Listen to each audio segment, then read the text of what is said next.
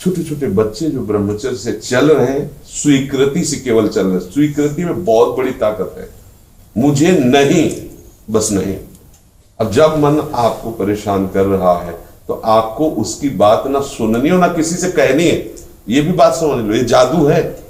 अगर आपके मन में पीड़ा हो, आपने किसी से कह दिया कि हमारा मन बहुत हमें परेशान कर रहा, हमारे अंदर ये वृत्ति है, अब हम कैसे निकल पाएंगे, पहली हार हो गई आपकी। सबको मानना होगा, ना किसी से प्रश्न करना, ना किसी को जानने देना, अपने आप को भस्म हो जाएगा। क्योंकि आपके पास नाम है, गुरु कृपा है, इष्ट कृपा, वो सब भस्म हो जाएगा।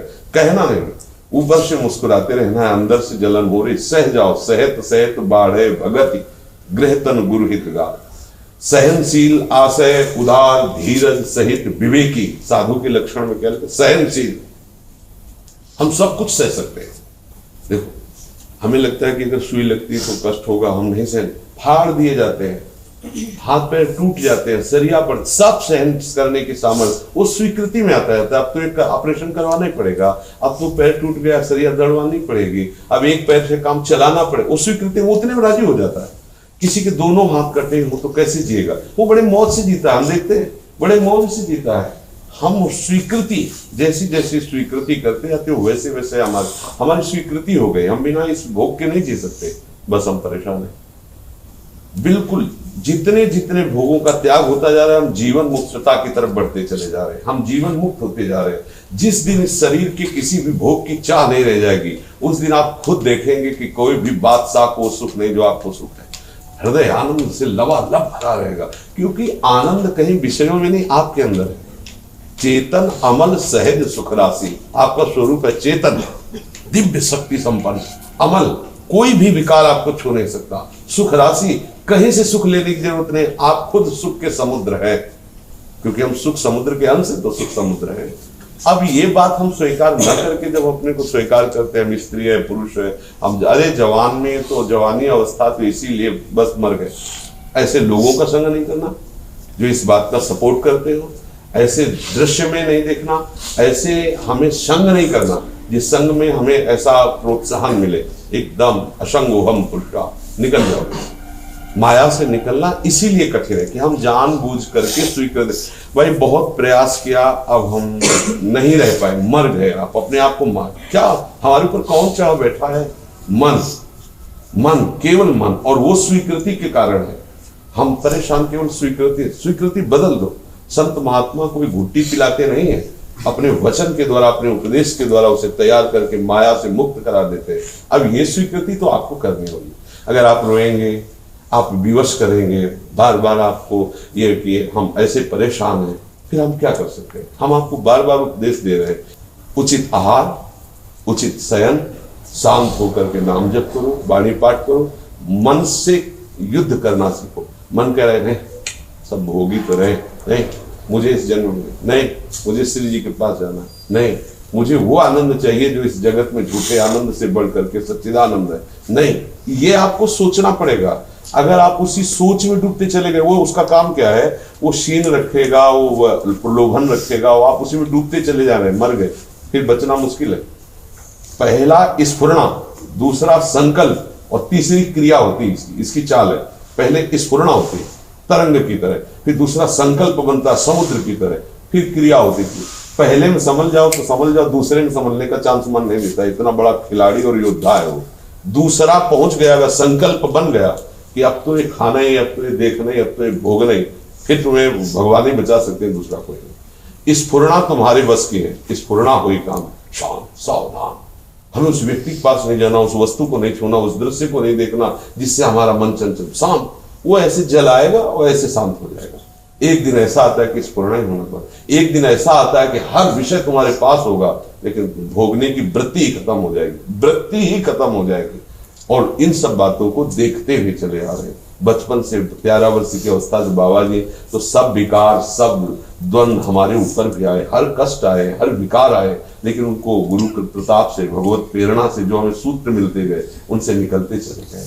आज है जैसे भगवत कृपा से भुने हुए चने का कहीं कितना भी आप आसपास खाद लगा दो, उसमें अंकुरण नहीं हो सकता। ऐसे ही भगवत शरणागत को भगवान ऐसे गोद में ले रहे थे, तो हम ही को नहीं लिए, आप सबको लिए।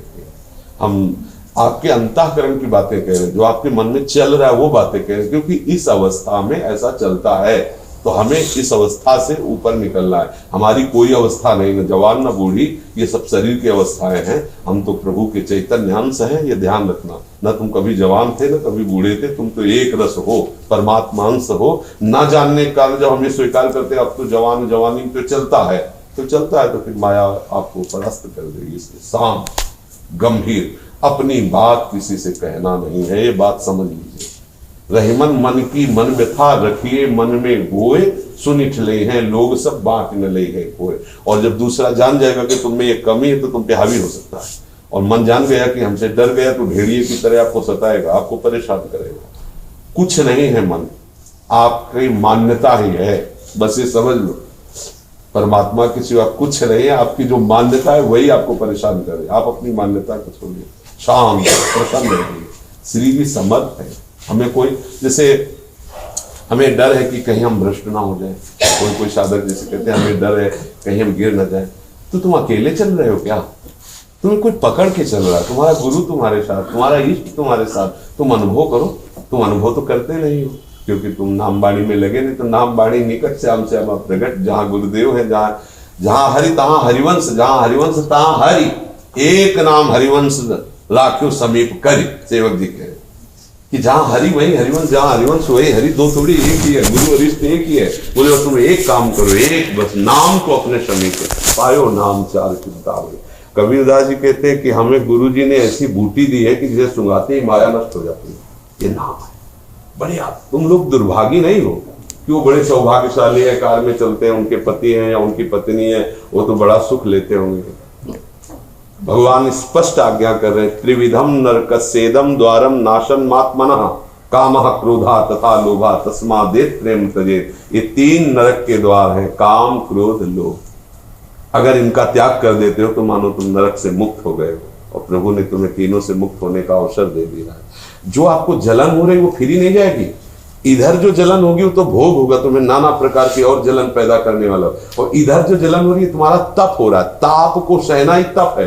बाहरी 5 प्रकार की अग्नि लगा करके बीच में बैठना है तो बाहरी दिखावा तप है। ये आंतरिक तप है कि 5 ज्ञानेंद्रियों के द्वारा की हुई आकर्षण से जो जलन हो रही है उसको हम सह रहे। यह है पंचाग्नि में तपना।